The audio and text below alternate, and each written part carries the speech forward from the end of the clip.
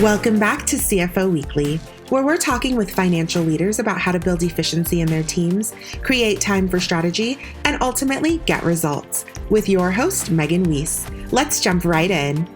Today, my guest is Jeremy Springer.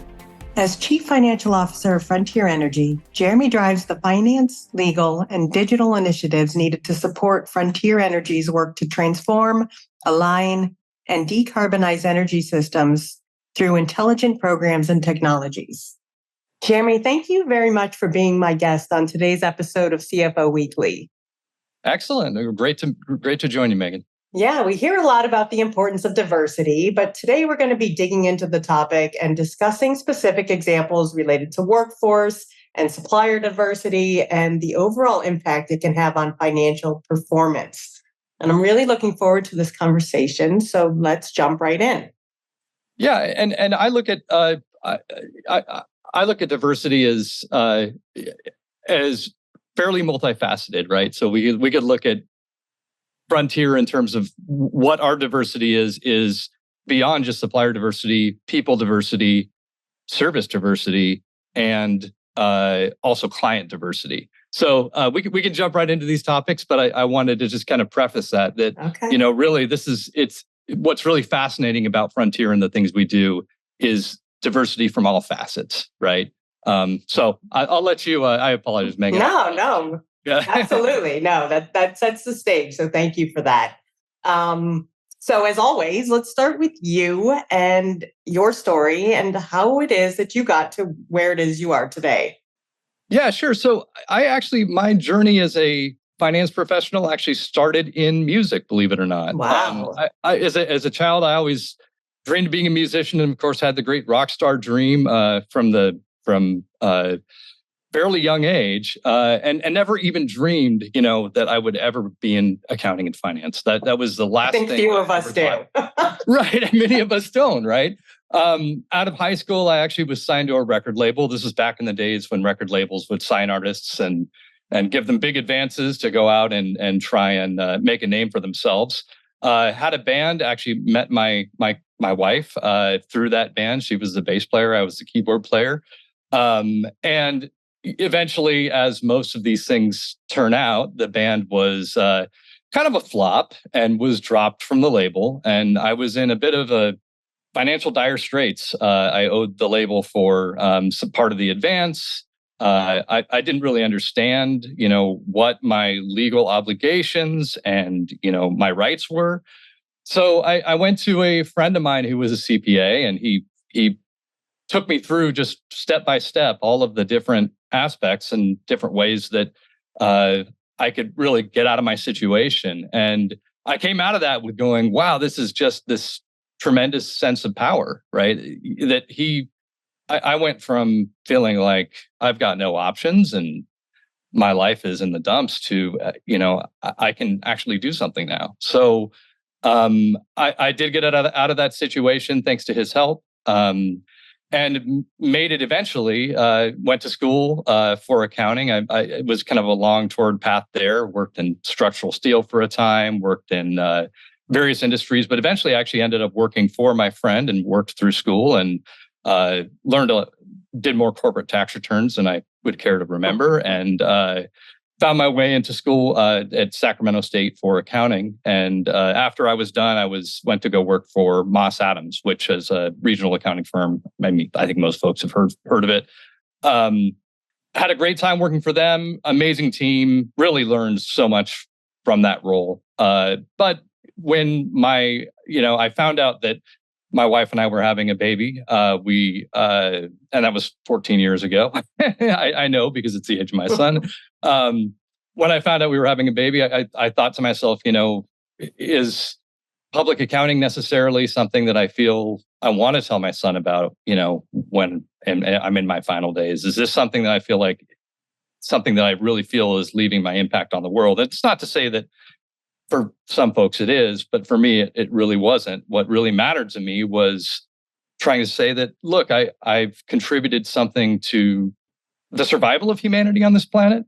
And that's really what I wanted to tell him.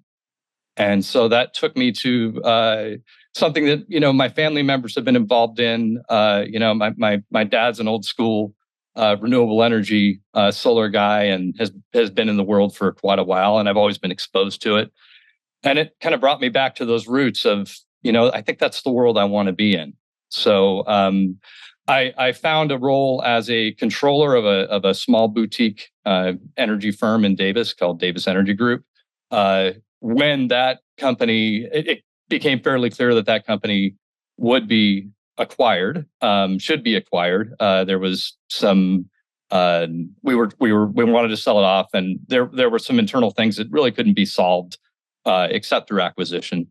And went out to from a sell side, I went out to sell that company. We ended up selling that company to a large natural gas researcher in Des Plaines called the Gas Technology Institute. Now they're called GTI Energy, and they've really expanded their scope to include all types of energy transition research. And GTI Energy recruited me to go join them in acquiring new firms. So we acquired several new firms and eventually formed Frontier Energy through the acquisition of all those firms, merged all those firms together, and that's how I got here. And now as Frontier Energy, we're I would say a mid-sized consultancy in our area of energy efficiency and renewables. And I became CFO, and my partner in this, who's been working alongside with me from GTI Energy, Larry Brand, he became president, and we've been working together ever since, really making the Frontier the kind of company we could be proud of. That's an amazing story, and definitely one of the most unique paths to CFO that I've heard to date. Talk to me about Frontier Energy and what it is that you guys do and how you're making a difference. Yeah, and that's the funny thing is so many folks look at us, and this kind of blends into the diversity aspect, right? Is the thing that's difficult to understand about Frontier is our sheer diversity. So we're really, at our core, we're a program management and consulting company, and we really focus on energy efficiency, renewables, resource conservation. We have consultants across the country. We're really about pioneering. We want to be on the cutting edge, and we want to be looking at the intelligent use of energy. And we use the intelligent use of energy as a term in our mission, really allowing both companies and people to use energy in a way that makes sense. There is an enormous amount of energy waste out there right now. There's really so much we can do to impact both climate change and habitat destruction and all the things that are really facing humanity right now through energy savings and energy efficiency. So that's really what we drive at. So we do that through programs, utility programs, research and technical activities. So our clients are really like primarily utilities. We both public and investor owned and municipal. And then we do a lot of work with state, local, and federal government. And then we also have another group of clients, large private companies. So private and publicly traded companies. So think about like automakers and restaurant chains and other types of really big energy users. So we have services that really range across that entire scope. We do things as diverse as EV infrastructure, charging plans, to food service equipment research and testing. So we will test food service equipment, electrification plans, so that how does a company electrify? And if for those who aren't big energy wonks, electrification is seen as a very critical path to really basing our entire energy infrastructure around renewables. And not to say that gas doesn't have a role, it does, but electrification is something that is a very big drive. So we'll do a lot of work in there, as well as work around researching codes and standards for states that are looking to improve their building their built environment standards around buildings. So state of California, for example, we have a large involvement in the Title 24 standards in the state of California. So really, really diverse. I could go on probably about I could probably go on for another hour about all the different types of services we provide, but I will spare you all of that, and and we can kind of move on from there. So, as an aside, do you think there's hope for humanity? One, and what is it going to take for us to get there? Two, because it does seem at times like things are quite dire. I go from extreme to extreme from time to time, as I think most folks who are involved in this do. I think there is hope for humanity if we have the willpower. It does feel like things are dire, and I think the technology is there, the people are there. We have, in some cases, the right politics to get there as well. I do think what it's going to take is just spreading overall awareness that this is not a choice. You don't have a choice. I don't have a choice. We do or we die at this point. And I think if anyone is in our industry, they kind of understand that. We can't support economic growth the way we've supported it. We can't support our energy infrastructure needs to be significantly modified and quickly modified. And I do think the willpower is there. We have some really great work going on at the DOE. I'm always love to hear what Jigar Shah is doing out at the Loan Programs Office, and really funding all these really great innovative ideas in energy across, even to countries that we think about, like as China as a large coal user. They're even, you go to Shenzhen province, there's a significant amount of electrification there, right? So across the world, it is happening, and there is an awareness, but I don't think we quite have the broad awareness and the broad understanding needed yet to get there. And that is a big question mark. And it is a question mark that I think brings anyone who's paying attention a bit of anxiety. Yeah, definitely. Change is hard and it takes a long time. I'm hopeful we'll get there in the time we have left. Yeah. So diversity, let's talk about that. When did you realize the importance of it? When did it become a topic for you?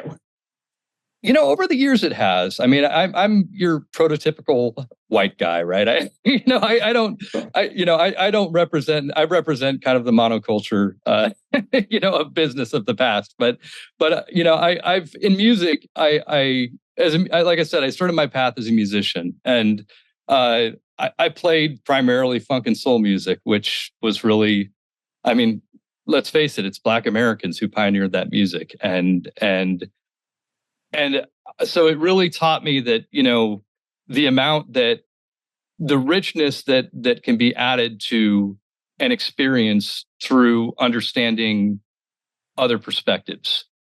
And it also taught me that really diversity is not so much a function of an ethnic identity or a cultural identity, but more a function of experience. And it just so happens that when someone has a particular identity, they might share a common experience.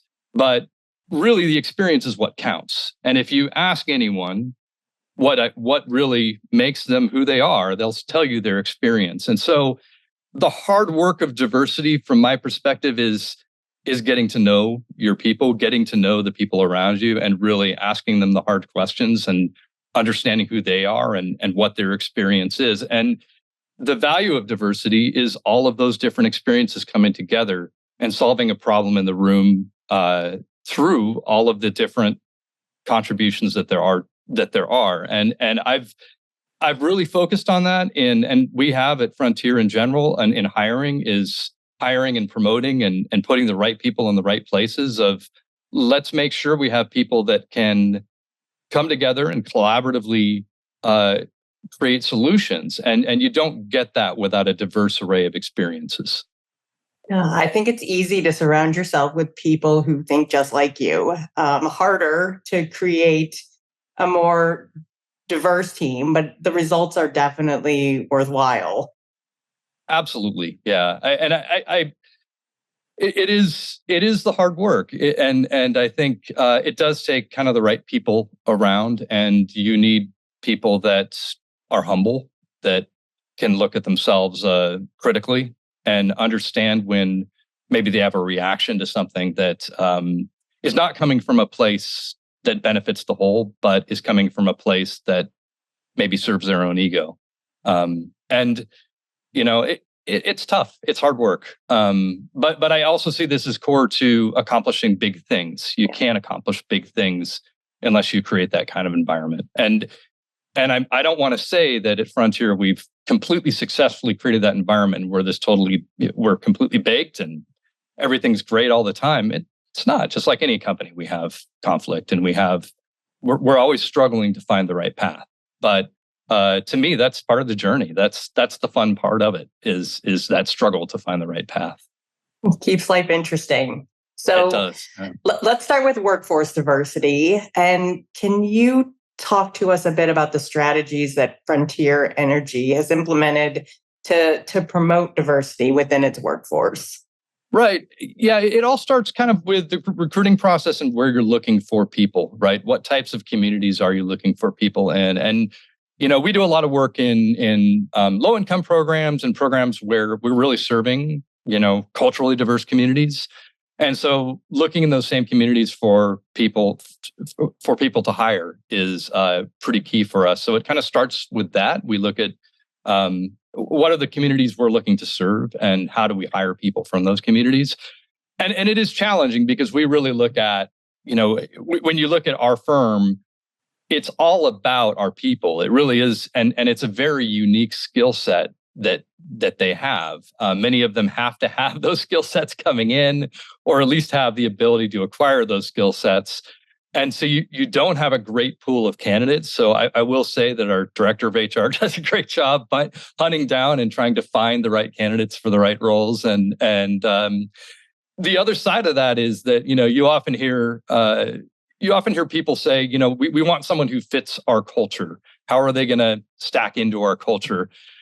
To me, that's almost a code word for I'm looking for someone who's homogenous with our culture.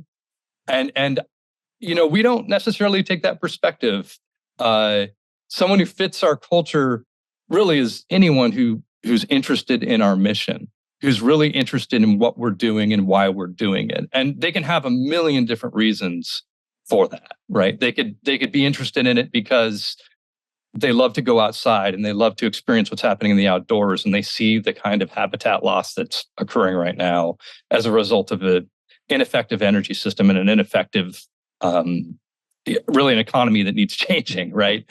You can have folks who come into it because they're just passionate about energy and they've got a utility background. And we have all of those types of people at Frontier. We have people who are interested in our mission for a million different reasons, and people from both sides of the political world, right? That, people think that, it's really kind of a liberal thing being interested in renewables and energy efficiency. And it's really not. It's something that a lot of people from both sides of the political fence can be really, really interested in for different reasons. And we embrace that. We want everybody because it really is going to take everybody to get this, to solve the problems we have in front of us.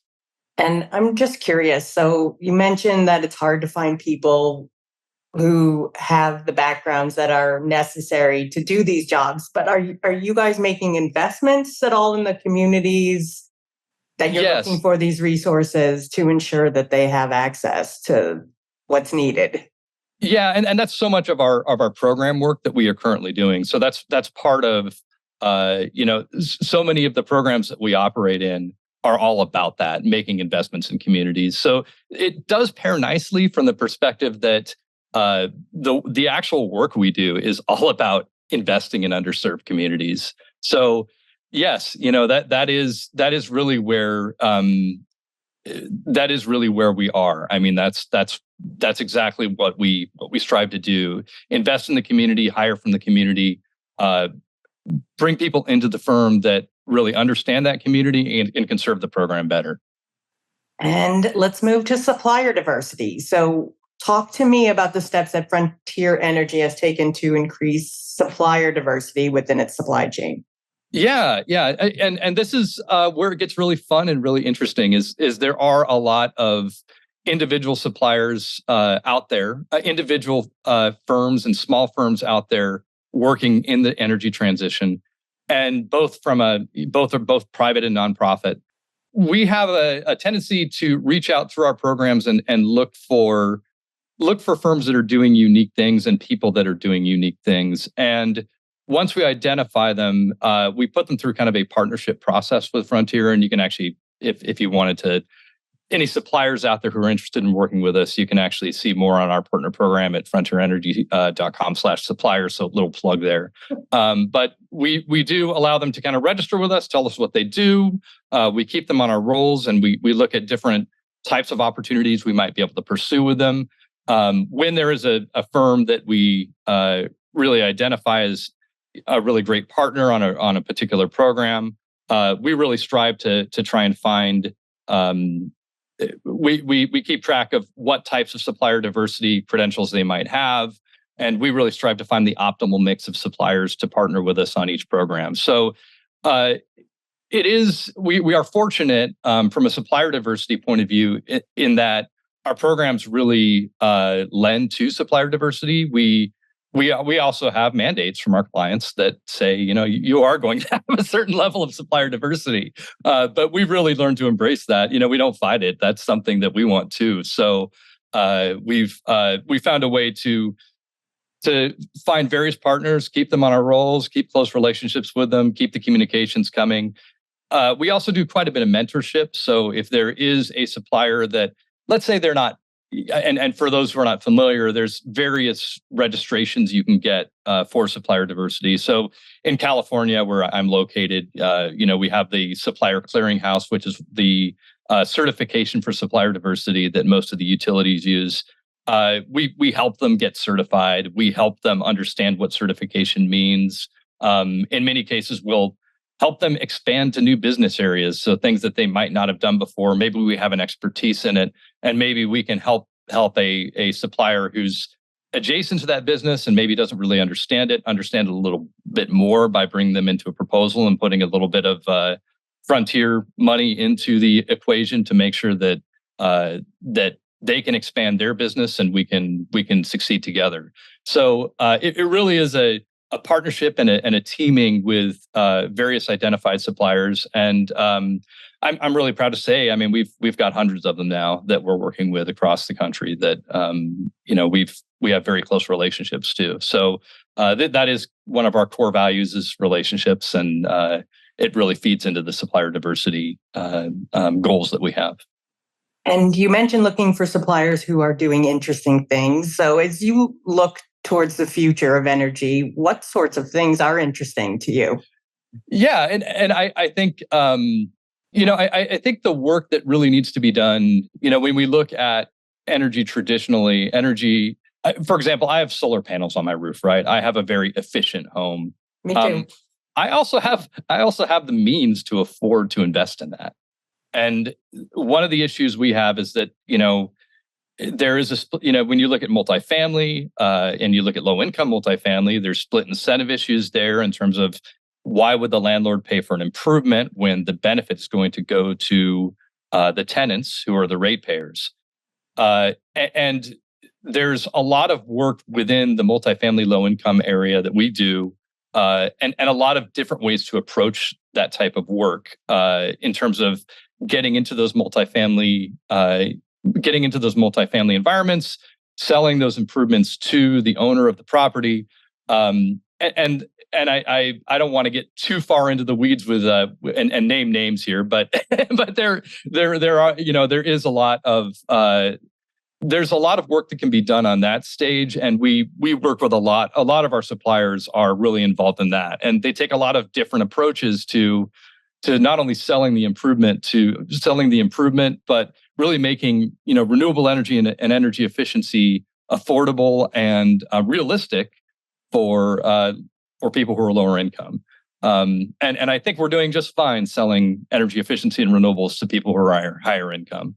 What I think we need to do for the higher income crowd is letting them know that it's more than just putting solar panels on your roof and buying a Tesla. There's more to be done, and if you have the means, you should be leading the way. And let's talk about client diversity, because this is interesting to me. Talk to us about client diversity and how you see that at Frontier Energy. Yeah, so we are diverse in our clients by necessity, right? Based on the work that we do. Our clients are, we are really concentrated in utilities, but then among utilities, you have utilities that are regulated by different PUCs. And so there's a ton of diversity within that in terms of the way that the utilities view the market and maybe the reasons that they're doing, they're making improvements. So like take the state of Texas, for example, and the state of California. We do a ton of business in California. We do a ton of business in Texas. The Texas does energy efficiency because they want to make energy more affordable. They're not necessarily so concerned about climate change in Texas, but we don't really care. We want to help them save energy anyway because we're getting to the same goal.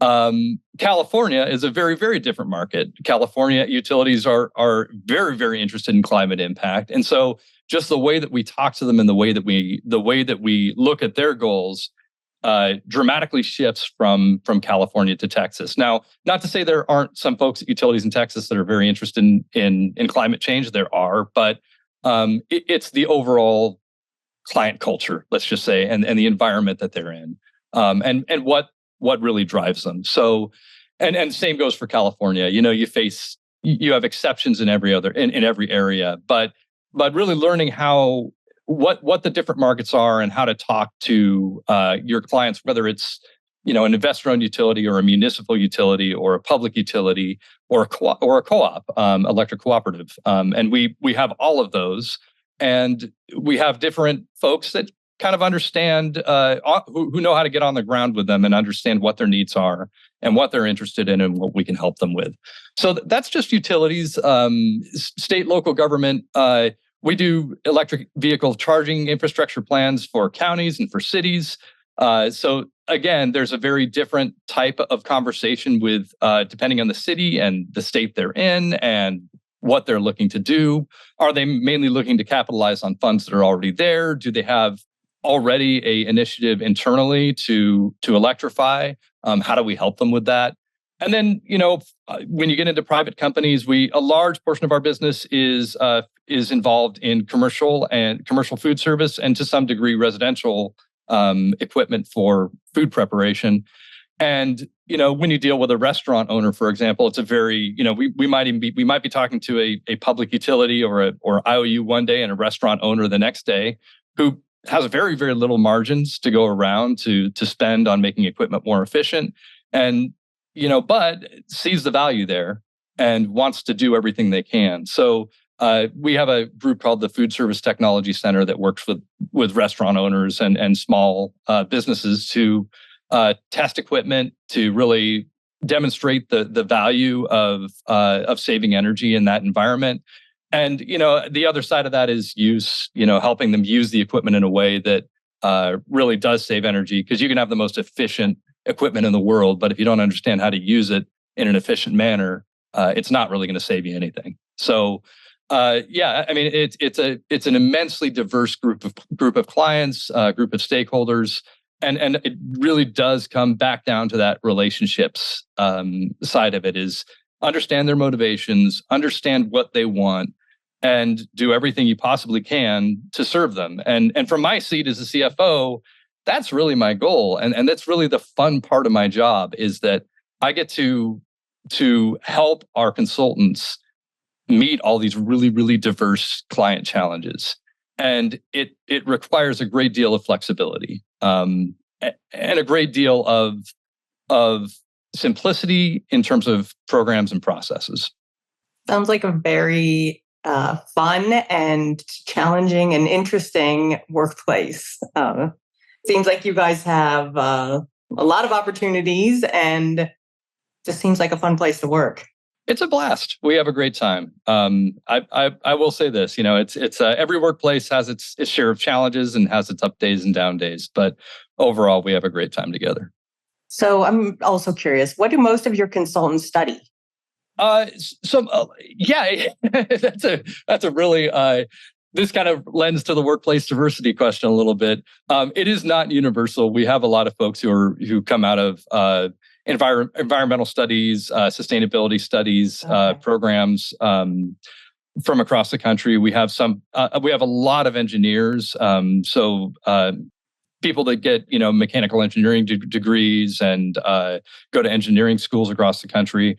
So it really depends on the role that they're trying to serve. We even have a professional chef on staff for our food service technology center. So it really just depends on the role that they're trying to serve. So it kind of comes down to the original thought of where are you going to find the right person to serve the right role, and how can you look for really a very someone with a good perspective for what needs to get done and a varying perspective to add to the conversation. And so yeah, it is really all over the map. I will say this: I've hired accountants. I've had a lot of success hiring accountants with degrees in liberal arts. I don't know why that is, but many of them, work in the accounting industry after finding that they can't use their degree in some way, and turn out to be really great accountants after I give them a little bit of guidance and mentorship. So that's interesting. So let's talk about the benefits of all of this and financial performance. So how has Frontier Energy's financial performance been impacted by its commitment to diversity? It's amazing how a diverse workforce really does improve your sales pipeline and it really improves your flexibility and agility financially. So as we've been able to contribute, as we've been able to take on new clients and new work, we really don't get affected by economic downturns. We found a way that since we have such a diverse array of clients, we have a diverse array of services. Depending on what's going on in the external environment, we can really weather most storms. And I always get asked this. It's funny.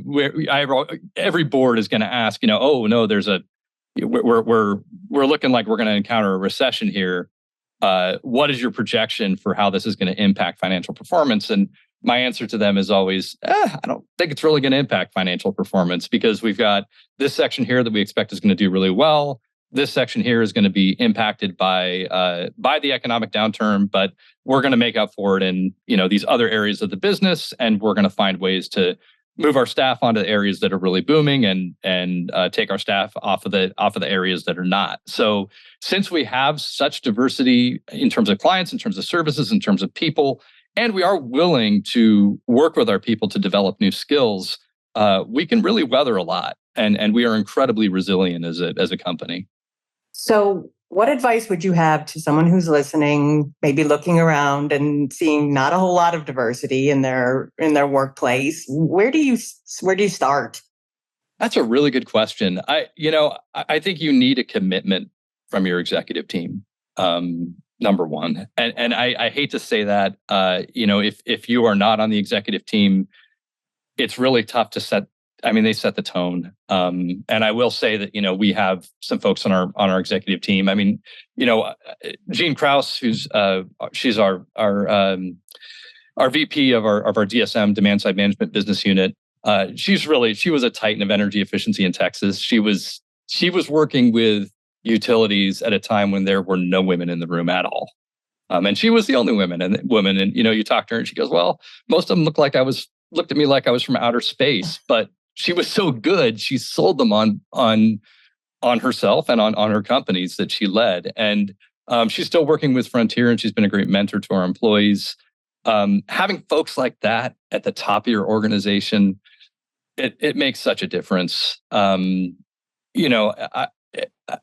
It's people who've really understood that, the environment is not always cut out for them. The environment, the business environment is not always made for them, and they have the adaptability to really inspire change. And I don't know that unless you're in that seat, unless you're in an executive seat, you can really impact diversity. And so this is to the extent that you can impact it by influencing those around you, but you don't really have the impact that someone might from that level of the organization. So and I hate to say that. I wish I could say differently, but I think that's kind of why we see such a slow moving train on diversity.